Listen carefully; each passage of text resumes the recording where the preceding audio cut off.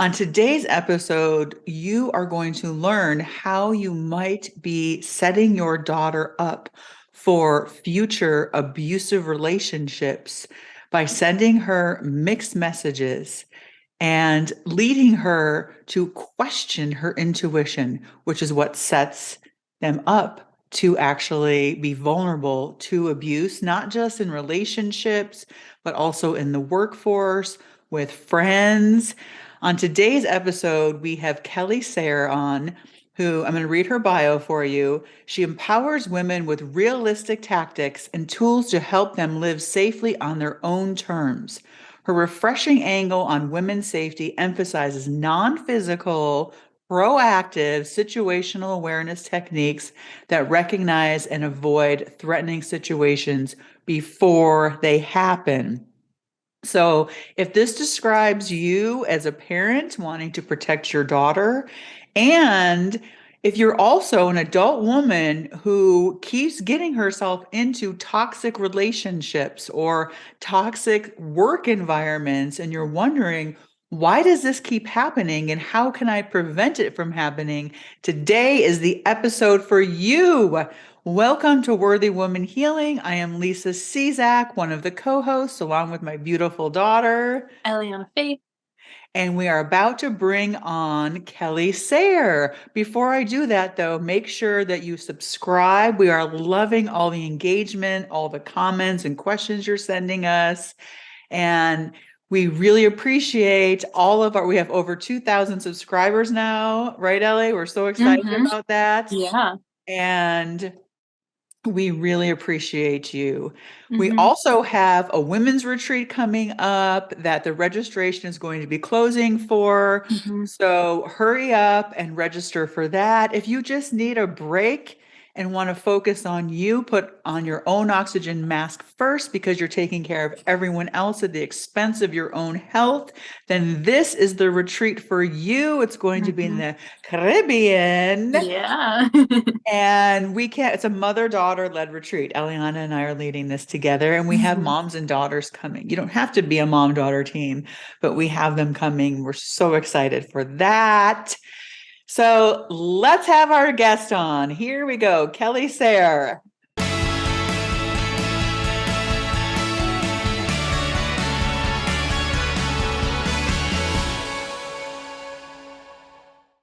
So, welcome, Kelly. We are so excited to have you here today. And this is a term, situational awareness, that we really didn't know much about until we met you, actually. And can you just give our audience just a little overview of what that even means? Someone who's never heard that term before, but like you talked about, they're going to be like, oh, I know exactly what you're talking about. So just give us just first a little overview of what that means, situational awareness. There's a lot of definitions out there that tend to be more tactical or militaristic sounding. How I define situational awareness is using all of your senses and intuition to notice when something is off in your environment, understanding what that off things means to you and your safety, and then taking action to preserve your safety. And most people are like, okay, so that's still a little confusing. I emphasize off because what is off in your environment is usually a clue. It's not necessarily the immediate threat. It might be, the tone of their voice sounds angry. That's off, or that person seems to be staring at me, but every time I look at them, they look away. Well, that's off. And as women, we have such sharp intuition skills, but because when we're trying to describe whatever was off that made our intuition signals sound, send us an alert, somebody else might not have caught. They might not have seen it. Or maybe that's not an off behavior to them. Maybe that hearing angry voices is normal to them. So that doesn't even register as an anomaly. And really what it comes down to, what I've found, and one of the things I've loved talking with you ladies is, so often women know all of this at a subconscious level because of our natural caretaking abilities. We can read people very quickly. Mm. We can understand emotions and moods very easily on other people. But when it comes to our personal safety, so often when we voice that was off, or something was different with that behavior or that look, people will brush us off saying, well, you're probably just reading too much into it. You're overreacting. You're being too emotional. And it's the way that society gaslights women, really. That you're crazy for thinking that way. You're paranoid, whatever the term or whatever the phrase is that gets used. Instead of people saying, well, why was that off to you? Or what about it was off to you? It gets brushed off. So then we as women go, well, maybe I was reading too much into it. Maybe I was being too emotional, or whatever, again, fill in the blank may be. And so for me, situational awareness is really getting back in touch with women and saying, no, intuition is a natural survival response. It's a biological response. And I'm going to help explain how all of your senses feed your filter or feed your brain, when you think about it, with sensory inputs. So what are you seeing? What are you hearing? What are you smelling? What are you feeling? And then the body's natural survival response is intuition, because as Gavin de Becker says in his book, Gift of Fear, intuition is important in two key ways. It's always in response to something, and it has your best interest in mind. So it's not a prankster. It's not playing jokes on you. It's not pretending that there's something off in your environment. There really is something off in your environment, and your intuition is simply saying, you need to pay more attention to that. So that's what I like to say with situational awareness is, and as soon as I start talking to women, typically they go, wait, so this one time, and they start telling me a story. I'm like, exactly. Yeah. I have a chapter in my book called, because that's what you described. You said that, it's so subtle, right? It's like, that was weird for him to say. Or like you said, that was off like that. And then your mind starts kicking in, like you said, right? Oh, just ignore it. You're overreacting, blah, blah, blah. That's actually how, like looking back on how I got sex trafficked, how I got exploited, it started off with a feeling that I ignored. I was like, no, wait a minute. I've known him since high school. I can trust him. He knows my family. My family knows him. But it was so subtle. Like looking back, I'm like, oh.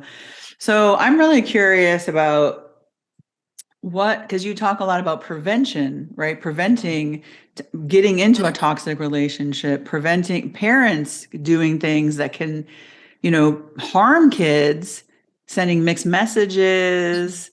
And so I really want to hone in on the prevention of abuse part, prevention of exploitation, prevention of sex trafficking, based on what you're talking about, how like in childhood, because you got me thinking. I was like, well, in childhood, I was told, shh, shh, be quiet. People can hear you. God forbid people hear me, right? Yeah. Like, when you were growing up, do you remember what I do? Like when like Pop would say, come here, give me a hug. Yeah, from a very young age, you were like, you don't have to hug anybody that you don't want to in your family. And also like if someone like you went over like normal like touch, and like if someone touches you in these areas or tries to or says that it's okay, like go find like me, like you or somebody else who you trust. So yeah, you definitely instilled from a very young age, like you don't have to hug or engage in any kind of like contact with someone that you don't want to.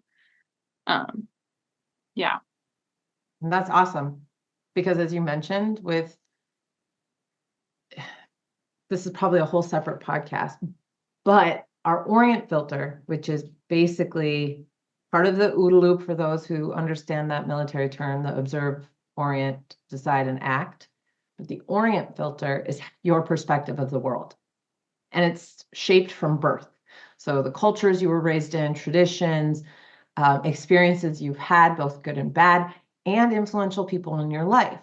So when you think about it, if you grew up always being told, hug whoever, hug grandma, hug grandpa, hug uncle, hug aunt, even if you didn't want to, in your mind, it's programming, I have to let somebody hug me if they want to hug me.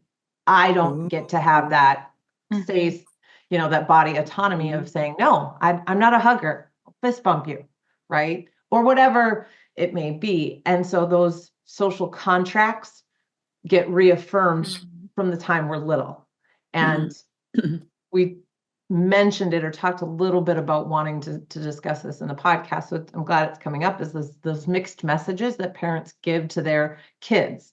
Because it's not, I have 2 boys, and I have to be mindful of saying, if you don't want to hug someone, you don't have to. If you don't want to do that, you don't have to.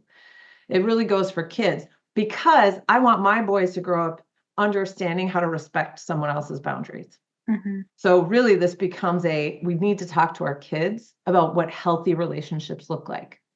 Because for women, most of the violent attacks on women, 75 to 85, and I think I even saw a study that said 90% of those attacks come from someone we know. It's not so much the stranger danger. Yes, there still is stranger threats. But most of the time, those little tests of our boundaries, inappropriate comments, inappropriate touches, comes from someone who has access to us as children, has access to us and makes us feel like we can trust them. Because as children, we automatically trust adults. We depend on adults for survival, and when we're little, we understand mom and dad, but we don't understand that not all adults are healthy adults. We might just see an adult and have a natural trust I love that. to them. That's why there's that discussion around, if you ever get separated from your kids, talk to them and say, find a woman, better yet, find a woman with children. If you can't find an adult, tend to look for females, because females are more likely to see it to a successful reunification. Like, nothing against guys, but women, even if they don't have kids of their own, have that caretaking, where the ability or their instinct where, okay, we're going to find your parents, and so, and they just tend to be less predatorial. Not saying that's all, not saying always, but you got to play the odds. Yeah, What that's were you something. gonna say? I was going to say that's something that you always told me growing up, was to, like, if I ever got separated from you, to find a mom, especially mom with kids. So yeah, it's something that she instilled in me from a young age. Yeah. Right. Yeah, especially when we went to Disneyland for the first time. I was like, if anything happens, you find another mommy with kids. Latch on to her. Yeah, and I did get lost at Disneyland. She did. Oh no. She was with Minnie Mouse. That's who she went to. I was like, what happened to the plan?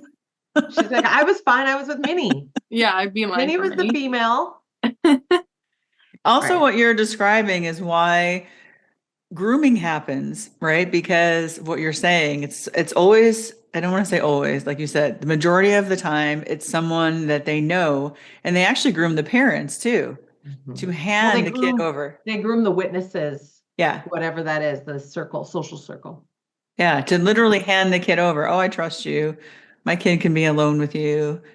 Parents aren't thinking that, but that's like what you were saying. I love that you're getting that out there.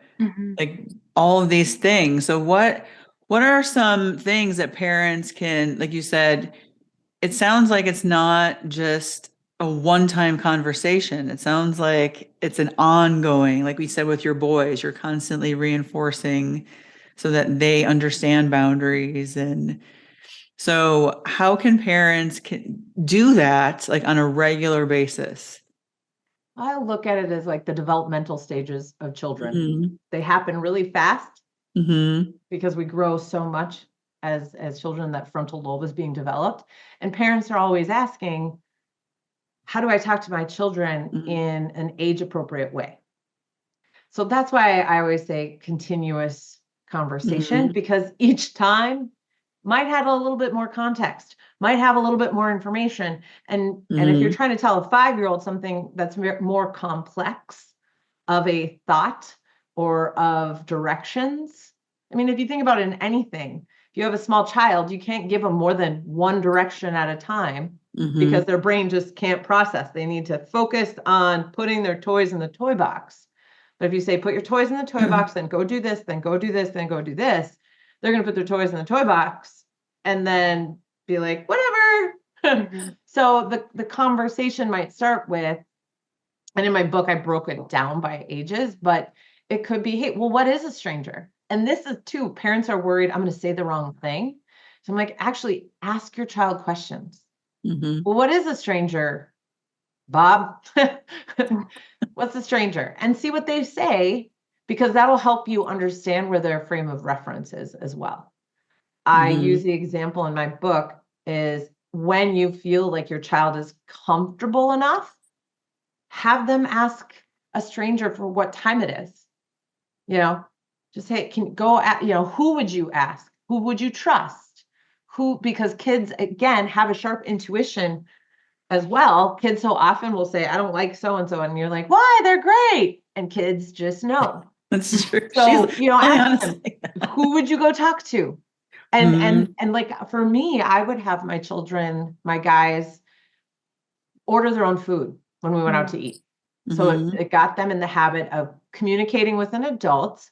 And if the adult say, like my oldest loves hamburgers, he doesn't want cheese. And every single time he's like, I would like a hamburger. They're like, do you want cheese on that? And he's like, no, I just want a hamburger. But it gives them confidence in speaking to another adult. And it gives them those active listening skills. It gives them the communication skills.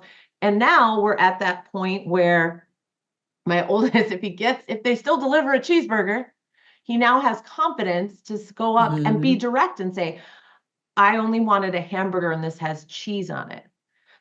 Because again, this is kind of one of those mixed messages. Just eat it. It'll be fine. Be quiet. Well, no, that's not what he asked for. That's not what he said. And it's not rude to be direct and to ask for what you asked for in the first place and to desire to get what you asked for. If you are clear, it's okay to ask for to say, hey, this wasn't right. My order wasn't correct. And there's another skill that so often, especially as young girls, will just be nice. Just be nice. Don't be rude. Well, being direct isn't being rude. Being nice, I don't like the word nice. You can be kind and have strong boundaries. You can be kind and be direct. And think about it, as females, so often we hear, if we're direct, we're a B word, right? Like so often on emails, and I catch myself doing this because I'm torn between flip and figure it out and just understanding social, constructs don't always allow for it. But I usually reread my emails because oftentimes I'm so direct. People are like, she's pissed. I'm like, no, I just have a lot of stuff going on here. I'm just being very direct. I'm renting right now, and the landlord will literally text my ex-husband and be like, I think Kelly's mad at me. And he'll read the text to him and he's like, no, she's not mad at all. I'm like, yes, I would tell you if I was upset. So I think some of those conversations as we're growing up is helping kids learn how to communicate with other adults that they don't know or adults that they know. To your point, you don't have to hug Papa. And if Papa's like, no, yes, she does. She has to hug me. No, she doesn't have to do that at all. Because it's you standing up for them, their boundaries too. So that gives them confidence that in the future, if somebody is crossing their boundaries, that you've got their back. Whether that's a boyfriend or girlfriend or a coworker or a teammate, whatever the case may be, is my parents always have my back. My mom always has my back because that's what was not okay or okay with me. Doesn't matter what anyone else thinks. Yeah. Go ahead, Mom. Well, just the whole restaurant thing. I've seen this just with adult women I'm with, right? Oh, we ordered the wrong thing or they got it wrong. I'm sorry. Oh, I'm excuse sorry to me. bug you, but Right. And I'm Yeah. always like, no, go ask him, right? Tell him what you want. No, it's okay. I'm Or, like, like, with coffee orders too, I've seen that when I go out with my friends and, like, they get it wrong or the cashier doesn't hear what they say and they repeat it back and they're like, "Oh, they got it wrong." I'm like, "Tell them." And they're like, "No, I feel bad." I'm like, "Girl, you want your coffee that way. Come on." you're paying $8 for that coffee. Get it Exactly. how you want it. I'm like, "You're worth that. Come on." Well, and that's like, people could laugh and say, oh goodness, this is kind of a little extreme, don't you think? No, I mhm, don't. This is where it starts. It's the mhm, building blocks, the foundations. I talk about rounding up at the cash register. Mhm. I used to feel so guilty because usually it was like, do you want to round up to the nearest dollar to help cure kid cancer? And yeah. it's like, oh my gosh, I sound like an absolute heartless person if I say no. And then I had to get used to is, no, actually, I make donations to the charities of choice at the beginning of the year. I have charities. It's not like I don't donate at all. And even if I didn't, that's up to me. Mhm. But one thing too, I was doing a presentation for a state's Department of Revenue. Oh, And nice. afterwards, one of the guys pointed out, he's like, and if you do that, round up the dollar, you don't get the tax deduction. Yes, it's only 20 cents, but you're actually helping the corporation have a tax deduction. Just so you Mhm. know. And I was like, yes, Interesting. I know. Of So course. really, if you feel guilty about saying no to round up at the cashier because you really don't want to, you put that in your head. You're actually helping the corporation have a tax write-off. Mhm. Mhm. And now you're going to get in trouble on this podcast because they're like, stop telling people the truth about that. And actually, I want to right now drop in comments if you have trouble. If you order something and they get the order wrong, if you have trouble, drop in comments. We want to hear from you. And I'm going to give you a challenge that next time that happens, you unapologetically say, hey, you got my order wrong. Can you please give me what I ordered? Mhm. That's your And, I give soul work. and without saying, I'm sorry, like you did something Yes. wrong. Mm. You can Yes. say, excuse me, I ordered the Mhm. chicken salad and I got the steak salad, or I ordered the cheeseburger with extra bacon and there's no bacon. Like you can be, you don't have to be rude. Being Mhm. direct is not being rude. Yeah. Drop in comments if you're an I'm sorry. I'm sorry you got my order wrong. Like if Yeah. you say that out loud, right? It doesn't even And make any just sense. no shame in anyone's game. I do that, still catch myself doing that. Or Oh yeah.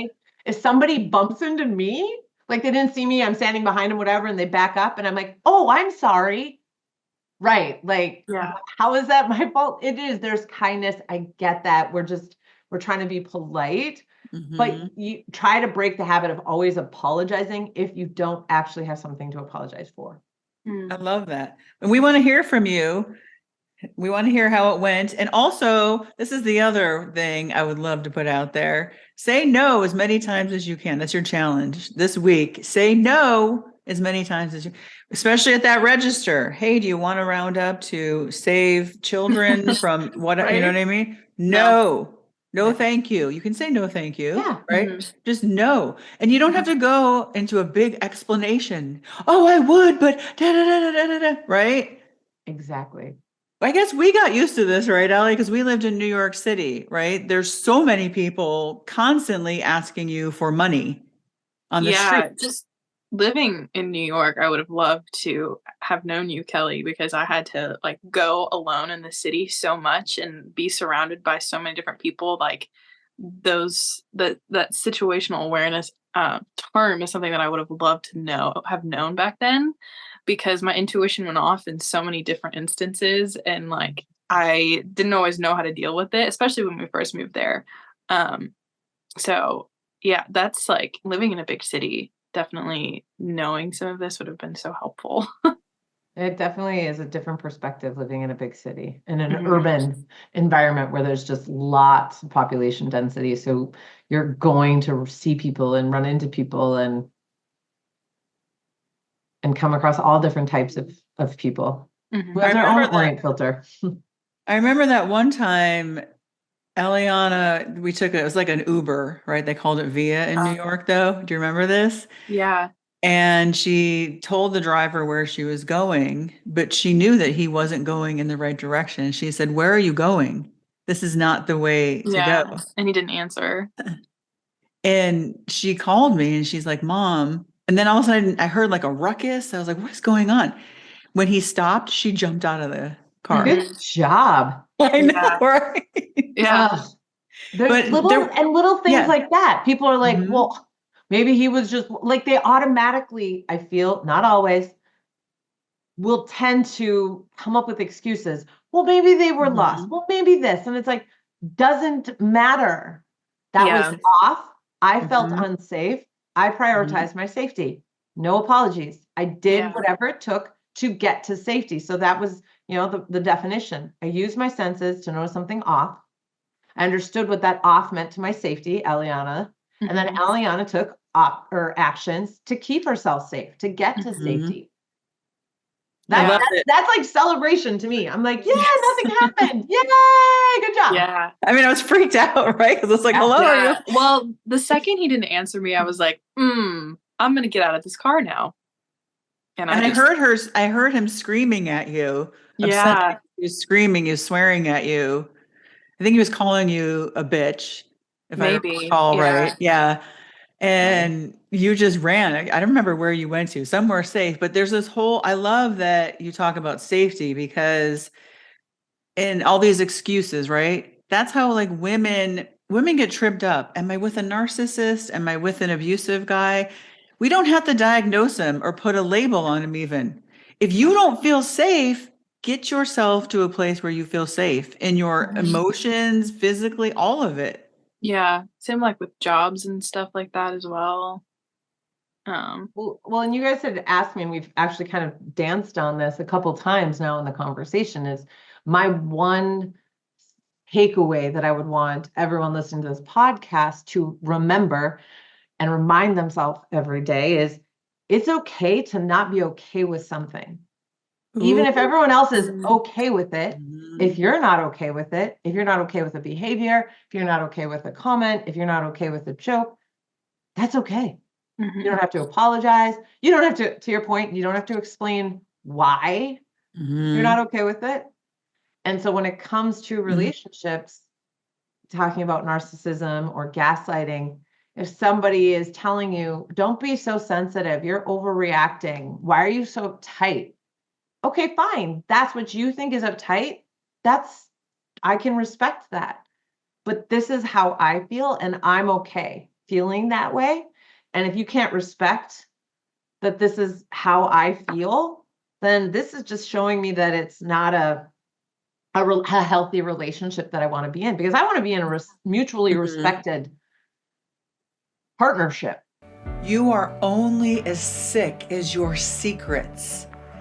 It is time to stop suffering in silence and join other women who are also on a healing journey, who are being raw, real, vulnerable, and honest with what they are going through in their life, what they have been through in their life. And wherever two or more are gathered, we know God is with us. It says it right there in the Bible. So there is power to group healing. Miracles happen in there. You have one woman sharing, opening up her heart. Suddenly everyone else in the group is saying, yeah, I've experienced that. I'm not the only one. There's such power in knowing that you are not alone in your suffering. You are not alone in your healing. And we meet twice a month. And in between those times, a lot happens, right?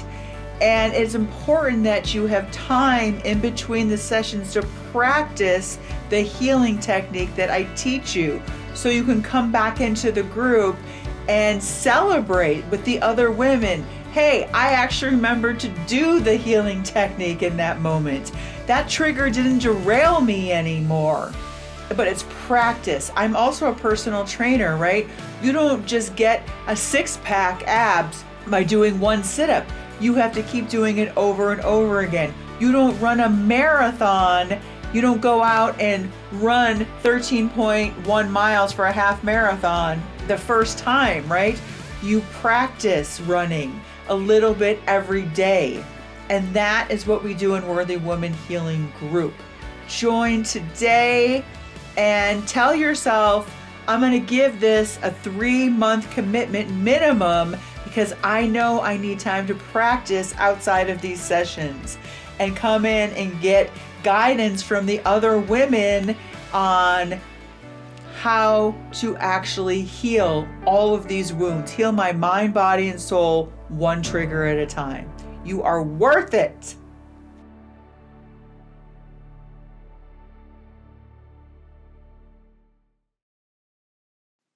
I want to respect my partner, even if I think, to use kind of a funny story to go along with that. Are either of you two terrified of spiders? I wouldn't say terrified. I don't enjoy them. No, I just don't like them. I don't enjoy them. Yes, no, I don't typically enjoy them myself. But some people are terrified of spiders. Doesn't make it wrong. That's just that they are not okay with spiders, and that is perfectly fine.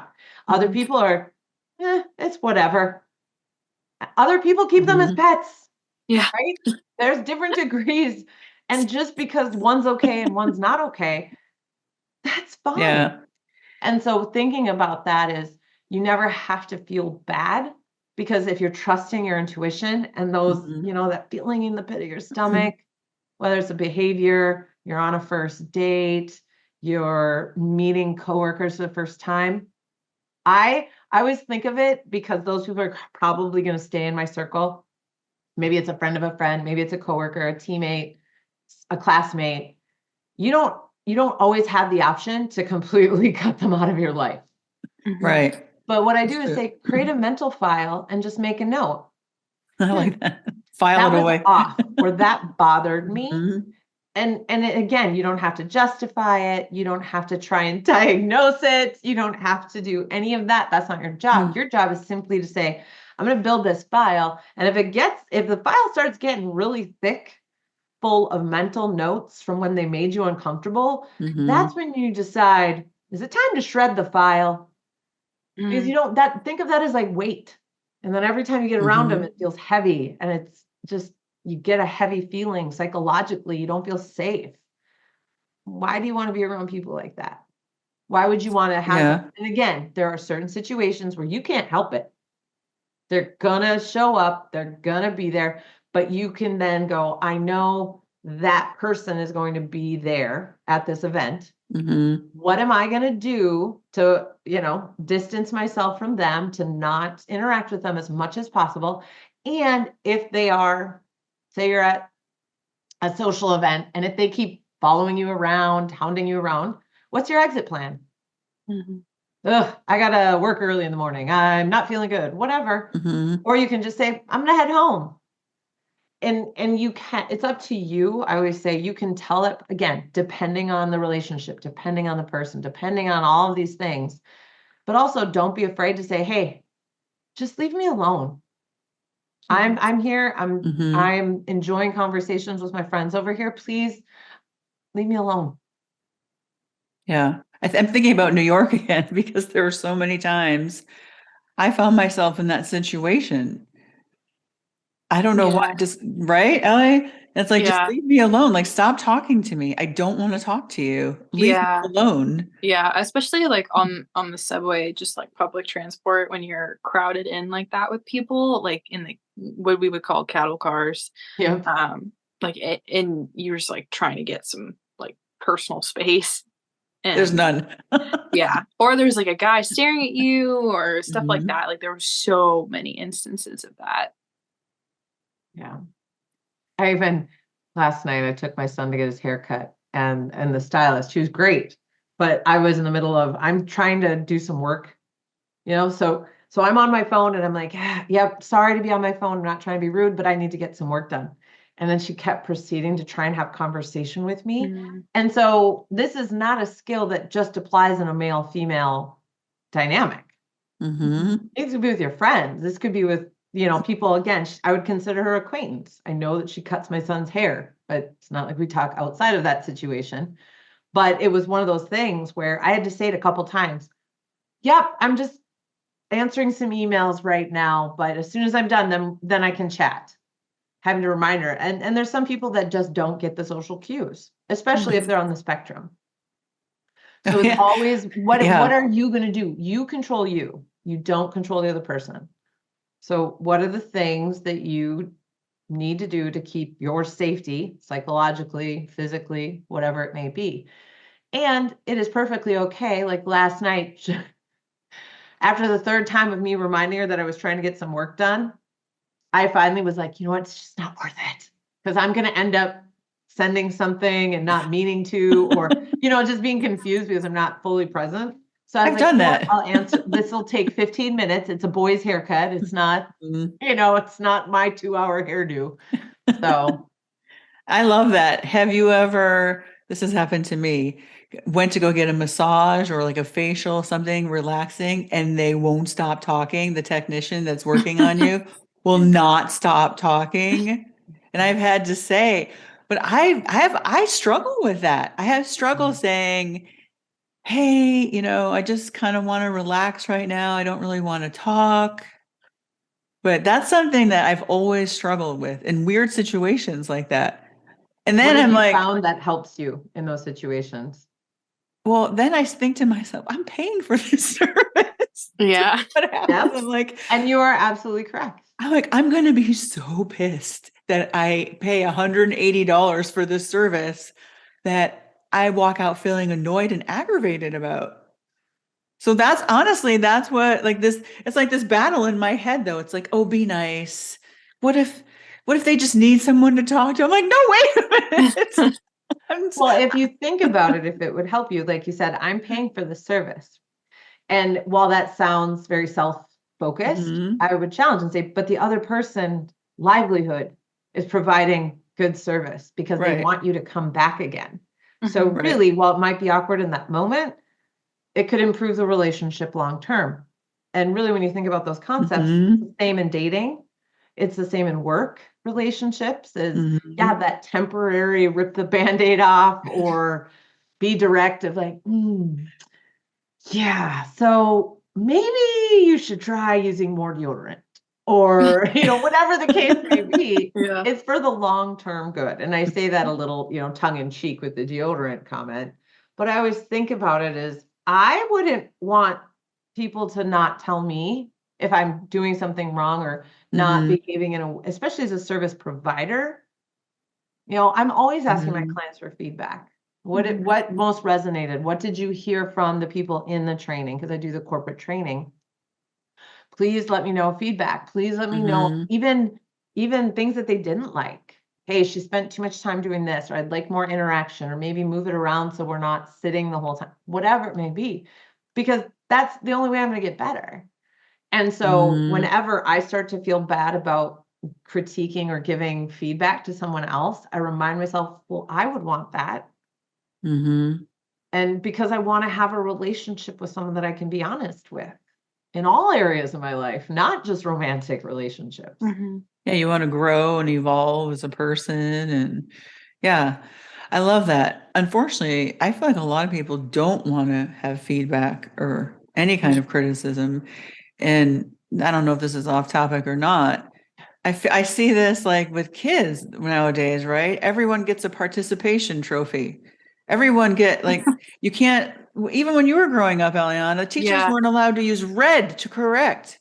No, and like for Red sports and pens. stuff, you Yeah, would always yeah. get participation. Yeah. They give a participation ribbon. Right. And I And don't know if that, this is off topic. I don't know if it is or not, but it's just something that like I just noticed. I'm like, what is happening? Like these kids are going to grow up and they're not going to be able to, they're going to go into the workforce and not be able to handle any kind of feedback. Or it's normal to get evaluations and feedback and criticism. well, and if you go So, back to the foundations of a healthy relationship in a partnership in a romantic relationship, since we talk about wanting to be in healthy relationships, mhm, wanting to be heard.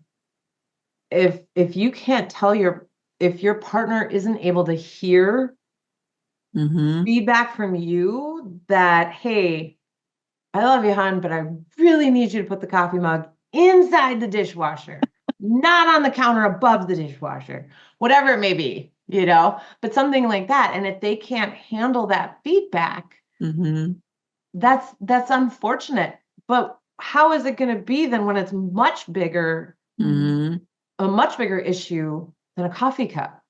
What is it going to be like when it's, hey, I don't, this makes me really uncomfortable when you do this or when you say this, especially when it comes to intimacy or something. If somebody has different things they like than you do, it's like that can get really scary in that space if you're not able to have good communication. And to your point of like, well, how can we have these conversations with our children so that they don't get into bad relationships? Well, bad relationships, especially the violent ones, don't start with the physical blows. They start with those small control tactics and disrespect of boundaries. And if we're constantly, well, they didn't mean it. Well, it's not that big of a deal. Well, that compounds over time. And so to me, I would much rather keep that mental file of a person that I'm, in that romantic relationship or the start of a relationship. And if that file gets too big, well, I don't want to then further commit and spend more time with that person. And so to me, it's having those conversations and recognizing that, yeah, it seems little now, but that builds up over time. And if they can't handle feedback now when I'm talking about coffee cups, how are they going to handle when I decide that I want to do something different with my career? Yeah, I love that you're talking about the progression of it, and I say all abuse is physical because your brain doesn't know the difference. Your brain perceives pain as pain. Your brain isn't saying, oh, this is emotional pain. This is physical pain. Pain receptors go off. They've done studies on this. So where you're absolutely right. What starts off as small progresses and then eventually can become physical abuse, actual physical, where you see the bruises on the outside. And you mentioned a couple of times attacks that you prevent. Are you talking about physical attacks, emotional attacks? What kind of attacks? Like, what do you mean by attack? When I say like most attacks on women come from someone we know. Yeah. It is a generic term. So thanks for asking for clarification. To me, to your point, psychological abuse, in my opinion, is just as bad, if not worse, than physical abuse, because it's hard for even us, if we're the target of a physical abuser, to understand that there is trauma there, that there's been damage done, because we don't even see it necessarily. And depending on the trauma bond, you might not see it at all. So when I say attacks on women, it is a generic, an attack on our safety, whether that's the emotional, the mental, the physical. That's an attack on our way of life. In the Maslow's hierarchy of need, right above our basic food and water and shelter, it's safety. And I always point out that includes psychological safety.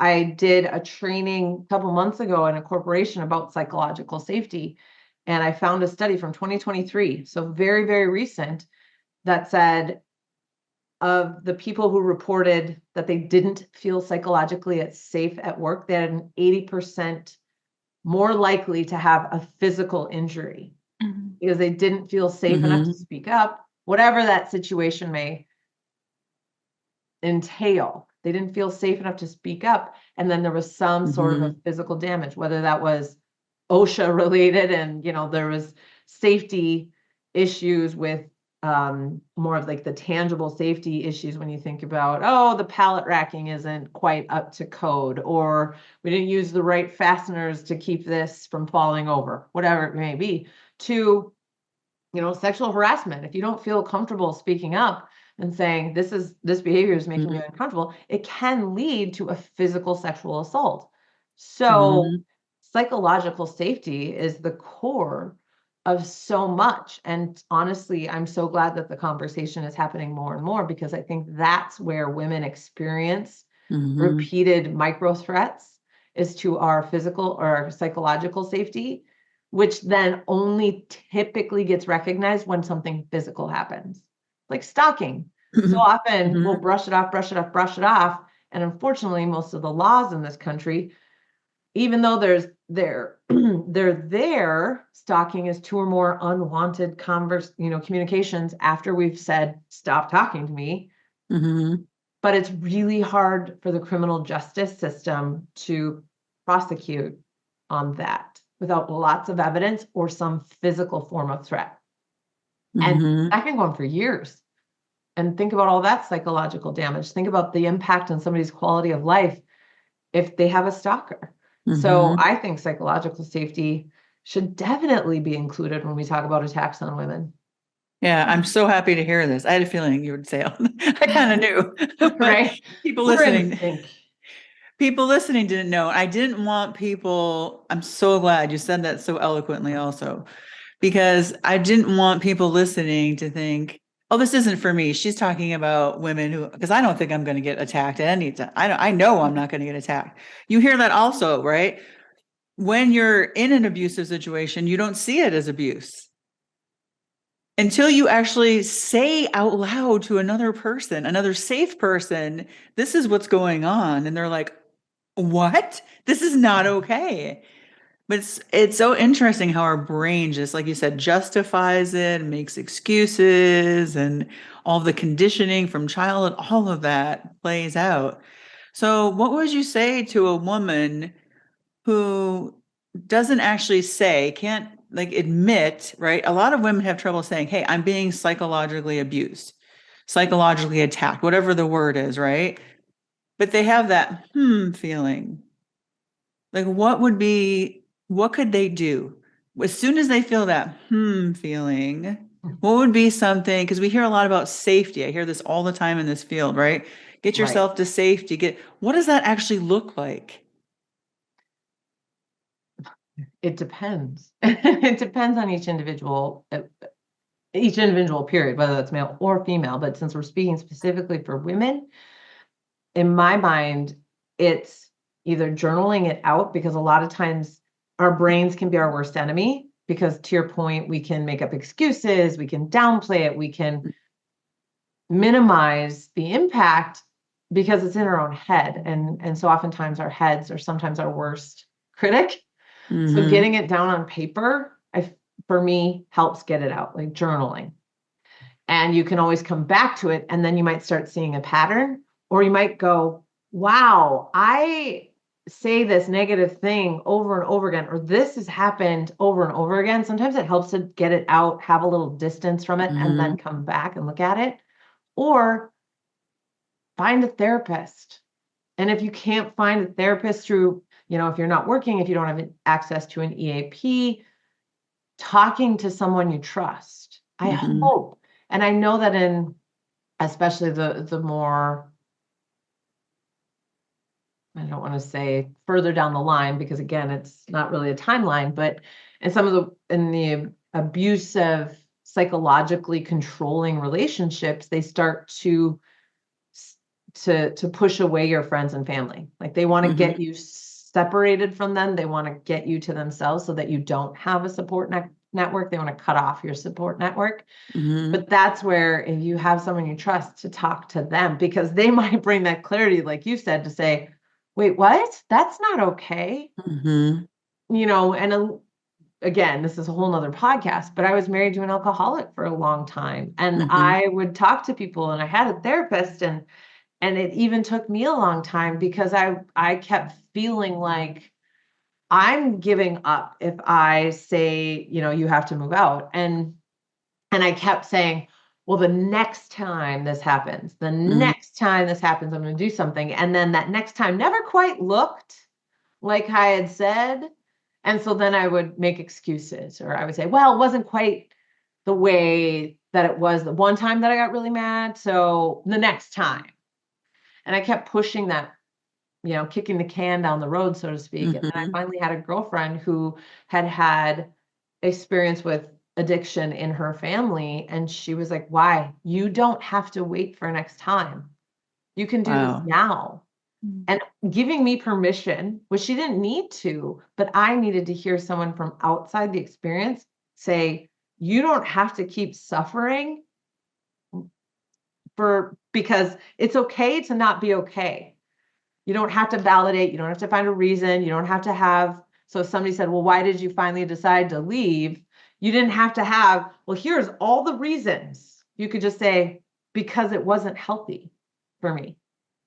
I love that. I hope women hear what you just said. Thank you so much for sharing that part of your personal story, because I think it's so important for women to hear that. Because I know there's women out there leaning and going, what? Wait a minute, I'm in that situation. I just said, well, next time he does that, or next time. So And to I be, can't thank you enough for sharing that. there was a lot of the psychological damage that came from him trying to stay in his addiction. And that was really hard for me to say, wait, I'm a victim of emotional and mental abuse? No, I'm not. No, I'm not I'm a victim. not. Nobody wants And to then be it a was like, victim. oh, wait, that is. Because I didn't want to label him as an abuser, which again, I feel like I hear a lot from people is that they don't want to label someone as an abuser because they cared about him, they care about him, whatever the situation. And it's like, you don't have to label the person, but you do have to be honest about the behaviors because the behaviors are what you need to pay attention to in situational awareness. It's not about the person, it's about the behaviors. How you are responding and reacting. Like, if you're not, like you said, it seems to all go back to safety. It doesn't, you don't have to even diagnose him as an alcoholic, right? You don't have to, if you don't feel safe, like you said, you need to do whatever you need to do to get yourself to safety. Right. Yeah. I love this. I love so much that we went on. I seriously, we have a lot of women on our podcast who share their story of abuse. You know, they're out of it, like for the first time. And I wasn't even planning on doing this with you, but I had a feeling. I was like, I have a feeling, because, you know, your pain kind of becomes your calling, or sometimes you're already in it, right? And then suddenly you find yourself in that same situation that you're teaching on or training people on. I hear that a lot, actually. Well, and I think a lot of women, what I hear of, they'll share their story with me because they don't want it to happen to someone else. Mm-hmm. Someone to you, you're like, I want to talk about this and bring awareness to it. Mm-hmm. And Elliana, I'm sure if we sat down, there'd be situations from your life where you were like, my intuition went off, and I want to just let women know that it's okay to jump out of the Uber or the ride share if you feel unsafe. Like, don't sit around and be like, well, he's probably fine. Yeah. No, it's okay. That's completely okay. I feel like you, Elliana, you are so good at that. She stands up for me too. Right? She's so good at standing up for herself and her friends. I'm like, where'd she get that from? It's taken me a lifetime to learn this. And I always say, I'm like, you are like the bravest person I know, because she doesn't care about people pleasing or hurting feelings, or, she's a very kind person. Don't get me wrong. She also knows when someone is trying to cross her boundary or step over her boundary. I mean, she'll call me out. Right? She has no fear. I don't know how you do it. I don't know if you can share with, like, how is it that you're able to say, hey, this isn't okay. You don't do this again, or. Yeah, I guess just like, I'm not perfect at it. I don't always do it, but I definitely, it's just like too uncomfortable not to, I guess, for me. Well, Ooh, that was good, huh, Kelly? That's awesome. I love that response. If that person isn't is comfortable saying or doing that, that's, not making you feel safe. Why do you want to make yourself feel even more uncomfortable by keeping yourself in that situation? Yeah. Right. And two, I'm sure, Elliana, I'd love to hear your perspective on this next time. Yeah. But, now I'm, seeing someone, I'm in a relationship where he's very good to your point of giving me feedback of like, hey, this impacted me, or this affected me. And to have that mutual conversation, that's the relationship I want to be in, because I don't think I've got it all figured out. I do not think that I am perfect and without flaws. So Yeah. it's like, I want to be with someone who also gives me feedback back. So again, it comes down to that mutual respect and that mutual agreement or partnership where, no, we both want to be healthy together. Mhm. So I do. That's where it's like, ugh, this is gonna hurt, but I Yeah. gotta tell you because I would want you to tell me, Yeah. you know, Yeah, absolutely. especially at the beginning stages when it's not typically a big deal. It's the Yeah. coffee cup on the counter or whatever it is. Yeah. Yeah. Yeah. Definitely. Well, how can people get a hold of you, Kelly? People that are listening, if they want to book you for speaking, like, do you do sessions? Just tell us a little bit about what you do and how people can get a hold of you if they want to talk more about this with you. Sure. So the best way to get a hold of me is either through the website, which is thediamondarrowgroup.com, or on social media, the Diamond Arrow Group on Instagram or Facebook. Always can send DMs or, private messages, direct messages. My email's on the website. You can search for my name on LinkedIn, and I know I sent the links over for in the show notes or whatever. But really, it's please reach out. I'm always curious to connect with women if they have questions and to either work with them one-on-one or come into companies. That's really where I focus a lot of my business model is on corporate training, workplace violence prevention, talking about situational awareness because it's all non-physical. So Mhm. corporations like that, there's not the physical liability of, oh, we're going to have people doing self-defense moves. Flipping people around. Maybe we shouldn't be doing that. So that's where, and because it's a female perspective, that's Mhm. non-military, non-law enforcement. So I can relate to their female staff a little bit better and their male staff. Because just because there's a male doesn't mean that he's got a military or law enforcement background. And we need Mhm. everybody to have conversations about good boundaries, about good behaviors.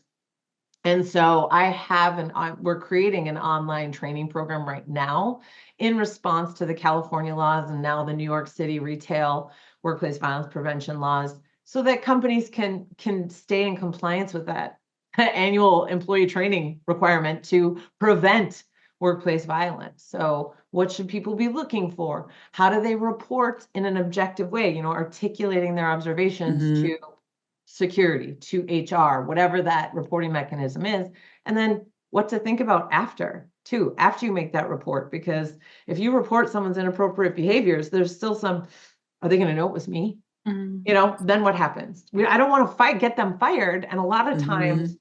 especially in that threat assessment profession, we're not trying to get people fired or we're not trying to put Right. people in jail. We're trying to get them help because 9 times out of 10, it's an individual who maybe just hit a bad time, has a grievance, something where if we were kind Mhm. and got them some assistance, we could actually get them on the path to wellness. And so I do a lot of corporate trainings, like I said, and then we are going to be doing a travel, like travel safety little online training. It's using all your senses. And then 2 weeks of daily Oh. habits that we're going to put out now at this season because people start traveling more for the holidays. So depending on when this podcast goes live. But again, if you go to the website, that's probably step number 1 and go from there. I love that. We'll have to listen to the travel one because for the Yeah. first time, we're traveling to the Dominican Republic. We're taking women on a retreat. So that would actually be great for us to listen to. So Yeah. make sure you We shoot should that. do a special little thing for all the people in your retreat, but like a pre-trip safety briefing of Oh, sorts. that's an awesome idea. I love Yeah. that. Because the Dominican Republic is great, except Haiti's right on the other side. I So there's know. just things that you need to think about and plan for ahead of time, just to stay safe. And I've been to Haiti, so I'm not knocking Haiti. Anybody Of who's course been, you have. I love traveling. I will go anywhere, and you should be able to go anywhere. Just how to do it safely. I love that. I love that idea. So we always end with a prayer. Would you like to Yeah, stay on for that? Elliana is sure. going to take us through a prayer. Yeah. Focus on whatever you're called to focus on for the prayer, El. Lord, I just thank you for this time that we had to talk about everything together. Just thanking you for Kelly. Just praying a blessing over her. She may continue to just do her work and just expand and reach everybody that she needs to reach, Lord. And I just pray over everybody watching that they would grow and gain wisdom from this podcast episode, that they would look at the little things in their lives that make them say, and really kind of just open up their hearts to what that might mean and the changes that they need to make, and have the courage to do so. And I just thank you for this time in Jesus' name. Amen. Amen. And thank you again, Amen. Kelly. Beautiful. Yeah. Loved it. Well, thank you, ladies, for having me Yeah. on, and look forward to that travel safety briefing.